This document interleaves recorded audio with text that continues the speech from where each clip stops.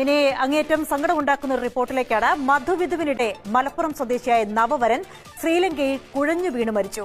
Scuba ഡൈവിംഗിനിടെ ഹൃദയാഘാതം മൂലമാണ് വേങ്ങര സ്വദേശി AK മുഹമ്മദ് ഇർഫാൻ മരിച്ചത്. കല്യാണം കഴിഞ്ഞ് വെറും 10 ദിവസങ്ങളായിട്ടുള്ള ഒരു യുവാവ് മലപ്പുറം ജില്ലയിലെ വേങ്ങരയിലുള്ള മുഹമ്മദ് ഇർഫാൻ അവനവൻ്റെ ഭാര്യയും അവൻ്റെ സുഹൃത്തുക്കൾ, അവരെ ഭാര്യയും ബന്ധുക്കളും എല്ലാവരും ചേർന്ന് ഹണിമൂൺ ആഘോഷിക്കാൻ വേണ്ടിയാണ് ശ്രീലങ്കയിലേക്ക് പോയത്. അപ്പോൾ അവിടുത്തെ സ്കൂബ ഡൈവിങ്ങിനിടയിലാണ് ഹൃദയാഘാതം വന്ന് മരണപ്പെട്ടത്. ഇന്നാ ലില്ലാഹി വ ഇന്നാ ഇലൈഹി റാജിഊൻ. അള്ളാഹു അദ്ദേഹത്തിന് മഗ്ഫിറത്ത് കൊടുക്കട്ടെ, മർഹമത്ത് കൊടുക്കട്ടെ, ഖബറിടം അള്ളാഹു സന്തോഷത്തിലാക്കട്ടെ. ഒരു മനുഷ്യൻ്റെ മരണം പടച്ചോനെ, ആ ഒരു നവവധു എത്ര സന്തോഷത്തോടു കൂടിയിട്ട് ആഹ്ലാദത്തോടെ ആനന്ദത്തോടെ ജീവിതം ഉല്ലസിക്കുമ്പോഴാണ് റബ്ബേ പൊടുന്നനെ അപ്രതീക്ഷിതമായൊരു മരണം സംഭവിച്ചിട്ടുള്ളത്. നമ്മൾ നന്നായിട്ട് ദുആ ചെയ്യുക, പൊടുന്നനെയുള്ള അപകട മരണത്തിൽ നമുക്ക് രക്ഷപ്പെടാൻ വേണ്ടിയിട്ട്. 10 ദിവസം മുൻപായിരുന്നു വിവാഹം. വിശദാംശങ്ങൾ മഹേഷ് കുമാർ നൽകും. മഹേഷ് കുമാർ, കേൾക്കുമ്പോൾ തന്നെ വലിയ സങ്കടം തോന്നുന്നു. എന്താണ് ഉണ്ടായത്?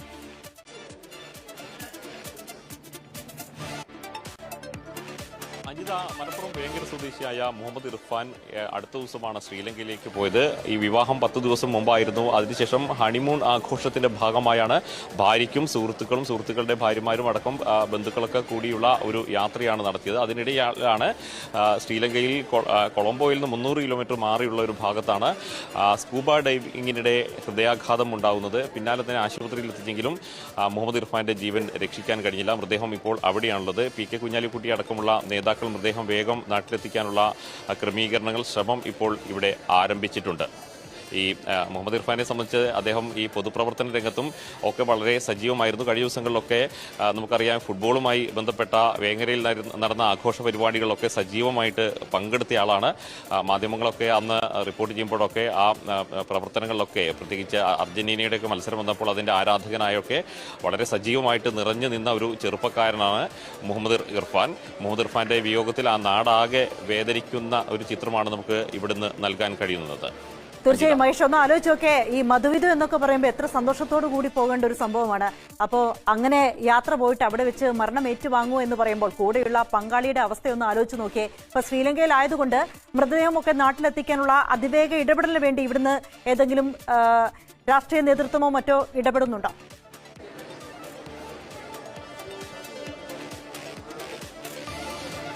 ഇന്നലെ ഈ വിവരം അറിഞ്ഞതിന് ശേഷം പിന്നാലെ തന്നെ അതിനുള്ള ഇടപെടലുണ്ടായി. PK കുഞ്ഞാലിക്കുട്ടി അടക്കമുള്ള നേതാക്കൾ ഈ വിഷയത്തിൽ ഇടപെട്ടിട്ടുണ്ട്. അതിവേഗം മൃതദേഹം ഇവിടെ നാട്ടിലെത്തിക്കാനുള്ള ശ്രമം ആരംഭിച്ചിട്ടുണ്ട്. ബന്ധുക്കളൊക്കെ അങ്ങോട്ട് തിരിച്ചിട്ടുണ്ട്. അടുത്ത ദിവസം തന്നെ മൃതദേഹം ഇവിടെ നാട്ടിലെത്തിക്കാനുള്ള ക്രമീകരണങ്ങൾ ആരംഭിച്ചിട്ടുണ്ട്. അഞ്ജിത, അപ്പോൾ എന്താണ് ഈ സ്കൂബ ഡൈവിങ്ങിൽ പറ്റിയെന്ന് എനിക്ക് അറിഞ്ഞൂടാ. പൊതുവേ സ്കൂബ ഡൈവിങ് ഒരു പ്രശ്നമുള്ളതല്ല. അതിൽ യാതൊരുവിധ പ്രയാസങ്ങളും ഉണ്ടാവലില്ല. കാരണം അതിൻ്റേതായ എന്താ പറയുക, സുരക്ഷാ കാര്യങ്ങളൊക്കെ ഉണ്ടാവലുണ്ട്. ഇത് അറ്റാക്കാണ് വന്നിട്ടുള്ളത്. പിന്നെ ഈ ശ്വാസകോശ സംബന്ധമായ പ്രശ്നങ്ങളുള്ള ആളുകൾക്ക് ഒരു പക്ഷേ ഇത് പ്രശ്നമായിട്ട് വരലുണ്ട്. അതോടൊപ്പം തന്നെ വെള്ളത്തിൽ മറ്റെന്താ പറയുക, വഴിതെറ്റിക്കഴിഞ്ഞാൽ സാധാരണ ശക്തമായ ഒഴുക്കുകളിൽ പെട്ടാൽ അപകടങ്ങൾ സംഭവിക്കലുണ്ട്. പിന്നെ ഉപകരണങ്ങൾ തകരാറായിക്കഴിഞ്ഞാൽ അത് വളരെ അപൂർവമായിട്ട് അങ്ങനെ സംഭവിക്കുള്ളൂ. പിന്നെ എന്തെങ്കിലുമൊക്കെ ഒരു പാനിക് അല്ലെങ്കിൽ അത്രയും വല്ല അപകടങ്ങളൊക്കെ ഉണ്ടായിക്കഴിഞ്ഞാലൊക്കെയാണ് ഇങ്ങനെയുള്ള സംഭവങ്ങളിലൊക്കെയാണ് ഈ സ്കൂബ ഡൈവിങ്ങിനിടയിൽ അപകടം സംഭവിക്കാം. അപ്പം അത്രയും സുരക്ഷിതമായ ഒന്നാണ്. പലപ്പോഴും പല ടൂറിസ്റ്റുകളായി നമ്മൾ തന്നെ ടൂറൊക്കെ പോകുമ്പോൾ ചെയ്യുന്നൊരു കാര്യമാണ്. പിന്നെ പരിശീലനം ലഭിച്ച ഒരു ഇൻസ്ട്രക്ടറോടൊപ്പമാണ് ഇതൊക്കെ ചെയ്യുന്നത്. അതുകൊണ്ട് തന്നെ ഇതിൻ്റെ ഉള്ളിലുള്ള അപകട സാധ്യത കുറവാണ്. പിന്നെ ഉപകരണങ്ങളൊക്കെ ശരിയായി പരിശോധിച്ചിട്ടാണ് സാധാരണ ചെയ്യുക. അതേപോലെ ഒറ്റക്ക് ഡ്രൈവ് ചെയ്യരുത് എന്നാണ് ഇതിൻ്റെ ഒരു നിയമം. ഇതെങ്ങനെ ചെയ്തതെന്ന് എനിക്ക് അറിഞ്ഞുകൂടാ. പിന്നെ ആരോഗ്യ പ്രശ്നങ്ങൾ ഉണ്ടെങ്കിൽ അത് മുൻകൂട്ടി അറിയിക്കണം എന്നാണ്. പിന്നെ മുകളിലേക്ക് പതുക്കെ മാത്രം വരണം. പെട്ടെന്ന് വരുമ്പോഴൊക്കെ അറ്റാക്ക് പോലെയൊക്കെ വരാം. പിന്നെ ആദ്യമായി ചെയ്യുന്ന ടൂറിസ്റ്റ് സ്കൂബ ഡൈവിങ്ങിലൊക്കെ സാധാരണയായിട്ട് 6 മുതൽ 12 മീറ്റർ വരെ മാത്രമാണ് ആഴത്തിൽ പോകുന്നത്. കൂടുതൽ പരിശീലകർ കൂടെ ഉണ്ടാകുമ്പോഴാണ് അതിനേക്കാൾ കൂടുതൽ പോകല്. എന്തായാലും അപകട സാധ്യത വളരെ കുറവുള്ളതാണ് ഈ ഒരു സ്കൂബ ഡൈവിംഗ് ഉള്ളത്.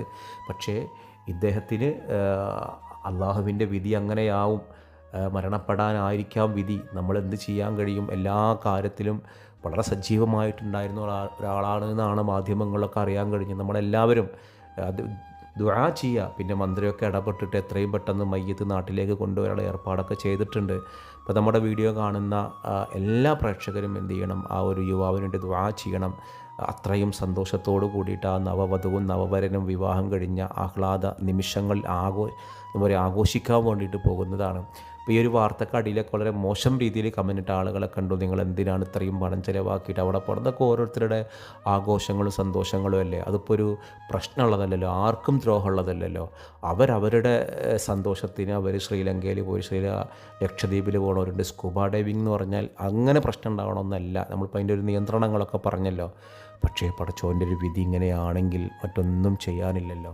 അള്ളാഹു നമ്മുടെ വിധി അള്ളാഹു എങ്ങനെ വെച്ച് നമുക്കറിഞ്ഞുകൂടാ. അള്ളാഹു സ്വർഗം തന്ന് അനുഗ്രഹിക്കട്ടെ. പൊടുന്നനെയുള്ള ഇപ്പം ഇന്നലെ ഒരു കുട്ടി നെയ്തല്ലൂർ ഭാഗത്ത് പൊന്നാനി ഭാഗത്ത് കുളത്തിൽ കുളിക്കുമ്പോൾ മരിച്ചു. അതായത് ആ കുട്ടി ഒരു ഖുർആൻ അക്കാദമിയിൽ പഠിക്കുന്ന ഒരു കുട്ടിയാണ്. ബിയ്യത്തുള്ള ഒരു ഹോസ്പിറ്റലിൻ്റെ ഷാജഹാൻകാട മോനാണ്. അവൻ പാടത്തുള്ളൊരു വെള്ളത്തിൽ എന്താ പറയുക, ഈ താമരക്കുളത്തിൽ നീന്താൻ പോയതാണ്. പക്ഷേ പടച്ചോൻ്റെ വിധി അവൻ അവിടെ കിടന്ന് മരണപ്പെടാനാണ്.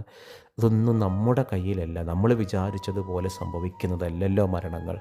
അള്ളാഹു കാക്കട്ടേന്ന് പ്രാർത്ഥിക്കാനും നിസ്സഹായം നമുക്ക് കഴിയുള്ളൂ. അപ്പോൾ ഇർഫാൻ കാണുമ്പോൾ തന്നെ അവനെ കാണുമ്പോൾ ഒരു പോസിറ്റീവ് എനർജിയാണ്. മുഹമ്മദ് ഇർഫാൻ മുഖത്തൊക്കെ അത്രയും പ്ലസൻറ്റ് മൂഡ്. അവൻ സ്പോർട്സിനോടൊക്കെ താല്പര്യമുള്ള, ഫുട്ബോളിനോട് താല്പര്യമുള്ള, നാട്ടിൽ വളരെ ഊർജ്ജസ്വല ഒരാൾ. പക്ഷേ അള്ളാഹുവിൻ്റെ വിധി ഇങ്ങനെയാണെങ്കിൽ നമ്മൾ വെറും നിസ്സാരന്മാരായ മനുഷ്യരാണ്.